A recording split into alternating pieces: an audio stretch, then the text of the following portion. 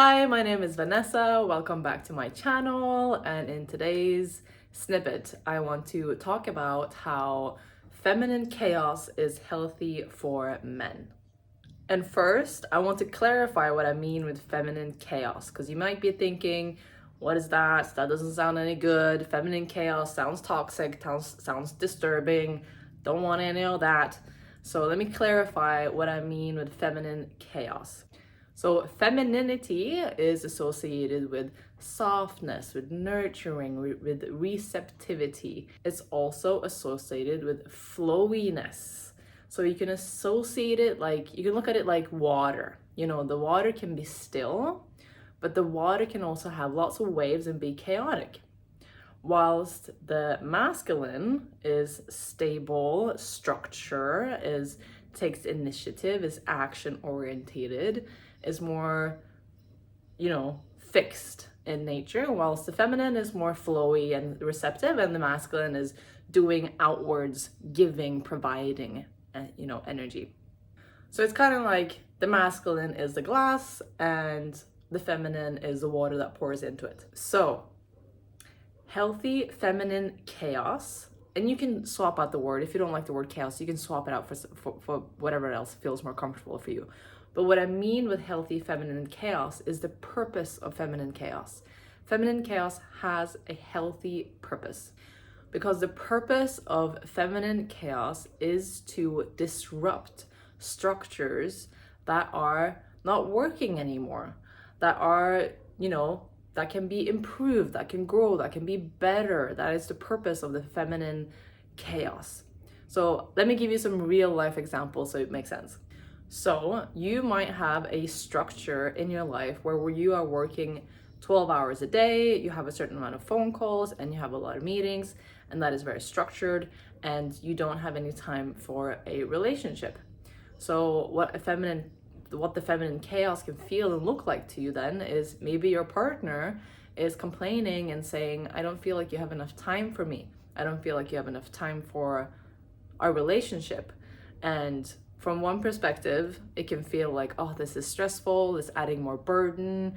I'm having all of this work and now my partner is nagging at me. You could go like, oh, she's so needy. She's needing all of this time and attention from me. But then you're not really seeing what she is mirroring back to you. Because remember, all of our relationships are mirrors. You're always reflecting something within us back to us. And then think of what, in this example, what she is really calling you forth to. She's calling you forth for more quality time, for more nurture, for more relaxation. And these things, if you are working 12 hours a day, are actually things that probably would be healthy for you, that you need. So she is coming in to break down the structure that you have in your life right now that, if you think of it long term, is unhealthy, would probably not serve you long term. And there may be better ways to prioritize your time, run your business that you just haven't thought of yet. And she is not forcing you to restructure your whole business, but she is prompting you the opportunity to do that, where you can think with your own mind. You can come up with new ideas of, okay, maybe there's a better way to manage my time. Maybe there's a better way to manage my business. So she is calling forth to break down a structure in your life that is not healthy, because there might be something better. Your life can improve by breaking down that structure and coming up with a new one. So feminine chaos can show up in different ways, but it's usually a expressional, emotional experience that you are experiencing from your feminine counterpart. And going into the two ways that it can show up, in the healthy and an unhealthy way, depending on the type of person that you're interacting with. Obviously, the unhealthy way would be where she's, attacking you, blaming you, shaming you, belittling you.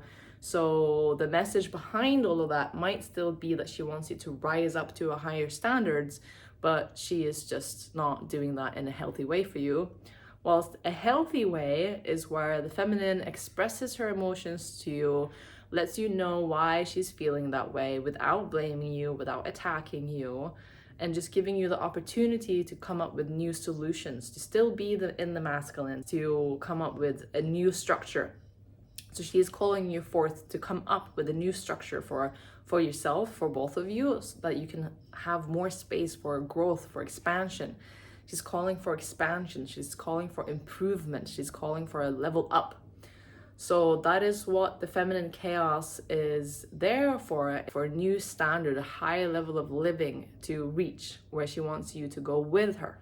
So I know many times men can have a difficult time with women and their emotions, and it really depends on the kind of woman that you're dealing with, how well she is at communication, how well she is at conveying her messages, how good she is at communicating to you what it is that she wants and she needs, and her expectations of you, and how good you are at managing her expectations back.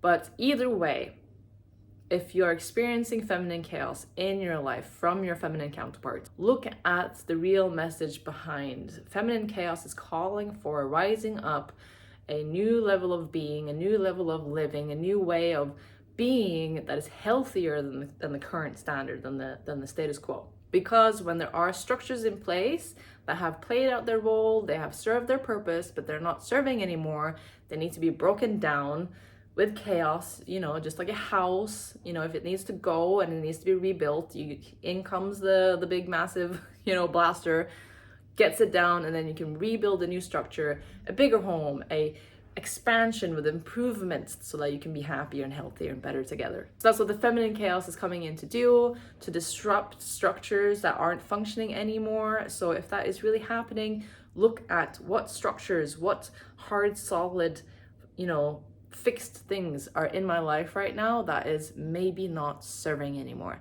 Is there a way that I can come up with new structures, new ways of being, new kinds of stability that can hold for more healthy ways of living? So embrace it. Look for the message that's behind it all, no matter how it's presenting itself to you, and it will ultimately lead to a better outcome in your life.